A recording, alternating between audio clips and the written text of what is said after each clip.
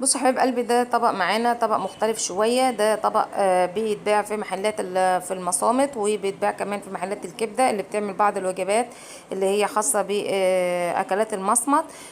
زي ما انتم شايفين الطبق ده اسمه طبق الشطيطه. طبق طعمه حلو قوي مختلف. وبيتعمل بطريقه جميله جدا وريحته تحفه وفي منتهى الجمال. في ناس كتيره قوي عارفاه. وممكن ناس تكون اول مره تشوفه. هوريكم عملنا الطبق ده ازاي ومكوناته ايه. خليكم معايا ويلا نبدا الفيديو. السلام عليكم ورحمه الله وبركاته. ازيكم يا حبايب قلبي؟ عاملين ايه؟ يا رب تكونوا بخير. اهلا بكم معانا في وصفه جديده على قناتنا، قناه جربوا وصفتي. النهارده يا حبايب قلبي هنعمل مع بعض كده وصفه حلوه من وصفات العيد. وصفه مختلفه شويه. احنا اولا كده مبدئيا عندنا الاول دي راس الخروف يا جماعه اهي، زي ما انتم شايفين كده. انا طبعا دايما بكسرها، يعني تكون متكسره ومتقطعه. المره دي صراحه ما اتكسرتش، انا اسويها زي ما هي كده. ومعانا دي الكرشه زي ما انتم شايفين اللي احنا نضفناها مع بعض اهي يا جماعه.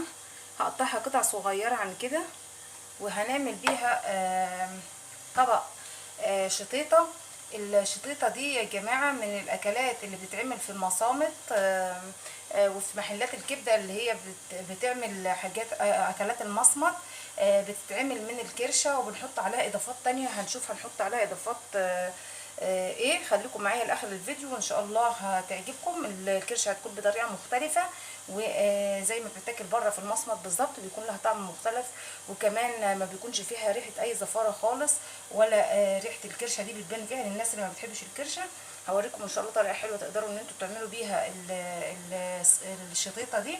وهنسوي لحمه الراس دي زي ما هي. اولا كده مبدئيا معايا على النار حلتين ميه بيغلوا، ميه هحط فيها الراس دي عشان تغلي الاول، والحله التانية هحط فيها الكرشه دي تاخد غلوه الاول، وبعد كده هصفيها ميه بس من غير حاجه، وبعد كده هصفيها وهنبدا بقى نشوف هنسوي الكرشه دي ولحمه الراس دي ازاي. خليكم معايا. بصوا يا حبايب قلبي، معايا الميه بتغلي على النار اهي، حطيت فيها الراس زي ما انتم شايفين. هسيبها تاخد لها غلوتين ثلاثه كده لحد ما تطلع معايا الزفاره اللي بتكون في لحمه الراس، واي ريحه مش حلوه او ريم مش حلو. وهصفيها من عليها وهبدا بقى اجهز معاكم تسويه لحمه الراس دي. هنشوف هنعملها ازاي. وكمان دي معايا حله على النار اهي فيها ميه بتغلي، هحط فيها الكرشه برده تاخد غلوه وهصفيها، وبعد كده هنشوف هنعمل ايه. خليكم معايا.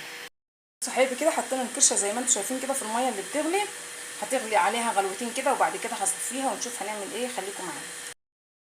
بصوا يا حبايب قلبي كده زي ما انتم شايفين، انا بعد لما اديت الكرشه كده غلوه في الميه صفيتها يا جماعه وشطفتها. ونفس الحكايه مع لحمه الراس دي اهي. حطيتها في الميه وبعدين لما غليت شويه رحت مصفياها كويس وغسلاها. بعد كده حطيت ميه بتغلي على النار برضو للكرشه وللحمه الراس. هنحط ايه بقى في الميه؟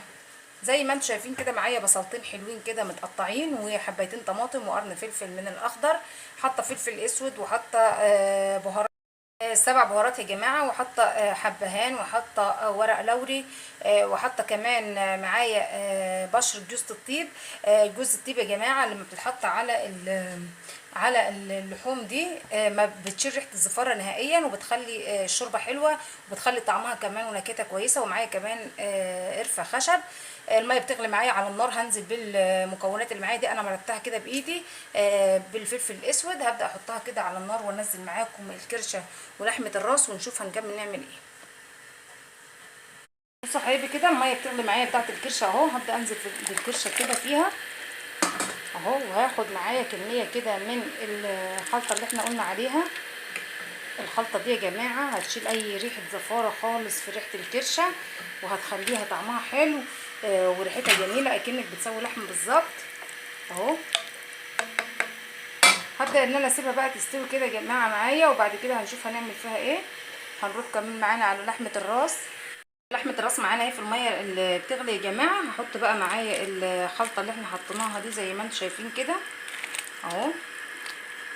هتبدا تظبط معانا بقى وهتشموا ريحه جميله. هنسيبها بقى متستوي كويس خالص، وبعد كده هنشوف هنجهز بقى الخلطه اللي هنعمل بيها الشطيطه دي وازاي هنعملها. خليكم معايا. حبايب قلبي كده على بال ما معايا الكرشه ولحمه الراس تستوي هبدا اجهز معايا الصلصه اللي هحط فيها الشطيطه. زي ما انتم شايفين ده دهن ضاني اهو، متقطع قطع كده صغيره، بسيحه على شويه صغيرين كده من الزيت، وبقطع فيه بصلايه. معايا ايه تاني هحطه معايا زي ما انتم شايفين كده؟ ده توم مهروس وعليه جوز الطيب. يا جماعه جوز الطيب فيها بتخلي طعمها حلو قوي، لازم تكون نسبتها حلوه. ومعايا ده شطه، ومعايا كمون وفلفل اسود، ومعايا شطه خضراء، قرن شطه خضراء. هنحط ده كله كده مع بعضه، وهنحط كمان معانا حبهان. بعد ما حطينا كده يا جماعه الحاجات اللي قلنا عليها زي ما انتم شايفين كده، هنبدا بقى نحط معايا طماطم اهي مخلوطه في الخلاط زي ما انتم شايفين كده اهو. هشوحها فيها كده واقلبها كويس. هبدا بقى اظبط الملح بتاعي واسيبها تتسبك كويس. وبعد كده لما تستوي بقى الكرشه ولحمه الراس هنشوف هنعمل فيها ايه. الخلطه دي يا جماعه بتكون حاره، هي اسمها شطيطه لانها بتكون عليها شطه، فبتكون حراقه. زي ما انتم شايفين كده هظبط الكمون والملح بتاعي وهسيبها تغلي تستوي كويس معايا، وبعد كده هنشوف هنعمل ايه. بصوا يا حبايبي كده معانا لحمه الراس زي ما انتم شايفين كده استوت يا جماعه. حابه تسويها زي ما هي كده وتاخديها تحمريها في الفرن ماشي مفيش مشكله. مش حابه تعمليها زي ما انا عايزه اعملها كده، انا هسويها يا جماعه مع الشطيطه زي ما انتم شايفين في صلصه الكرشه اهي. هبدا اقطع منها قطع كده بسم الله اهو. هي طبعا لسه سخنه معايا. بتقطعي طبعا لحمه على قد الحجم اللي انت حباه اهو. حابه تقطعي حجم اقل من كده براحتك. هاخدها بقى اقطعها كده كلها وهوريكم شكلها. بصوا يا حبايب قلبي كده الصلصه معايا سبكت زي ما انتم شايفين كده، ومعايا ادي الكرشه دي. هبدا اخدها اصفيها كده. انا يعني هاخدها تكمل سواها معايا في الصلصه دي يا جماعه اهي. انا حتى ما حطيتلهاش ملح في الشوربه بتاعتها، انا حطيت لها بس التوابل والبهارات اللي انتم شفتوها. هحطها بقى تكمل سوا كده معايا في الصلصه. ولسه كمان هنستنى معانا لحمه الراس لما تستوي كويس، وبعدين هنحط منها على الشطيطه دي اهي. انت لما بتحطيها كده تكمل سوا في الصلصه دي يا جماعه بتبقى خلاص كده طعمها تحفه، وبتكون ما فيهاش اي طعم خالص للكرشه اللي انت عارفاه. يعني الطعم ده كله بينتهي خالص من الصلصه دي اللي فيها توم واللي فيها البهارات اللي انتم شايفينها دي. ريحتها ما اقولكوش، ريحتها رهيبه يا جماعه. انا هسيبها كده تتسبك فيها شويه، وبعد كده هزودها شوربه من شوربه لحمه الراس. يعني شوف لحمه الراس لما تستوي معانا هزود بيها مع الشطيطه دي، وهوريكم شكلها ان هي عامل. بصوا يا حبايب قلبي لحمه الراس اهي قطعتها زي ما انتم شايفين كده، ودي معايا الشطيطه اهي او الكرشه. هبدا بقى انزل بلحمه الراس كده معايا فيها. لو عندك قلب وحابه تحطيه حطيه.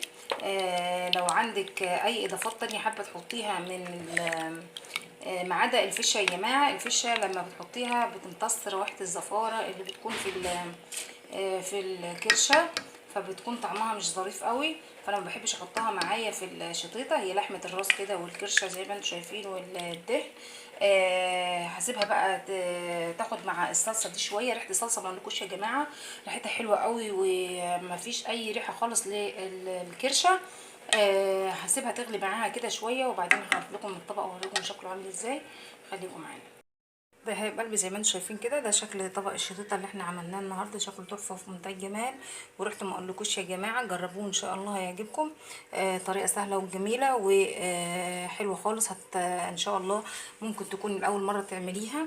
بتمنى وصفه النهارده تكون عجبتكم، ولو عجبكم الفيديو ما تنسونيش باللايك والشير والسبسكرايب وتفعلوا زر الجرس عشان يوصلكم كل جديد. وبشكركم والسلام عليكم ورحمه الله وبركاته، وكل عام وانتم بخير.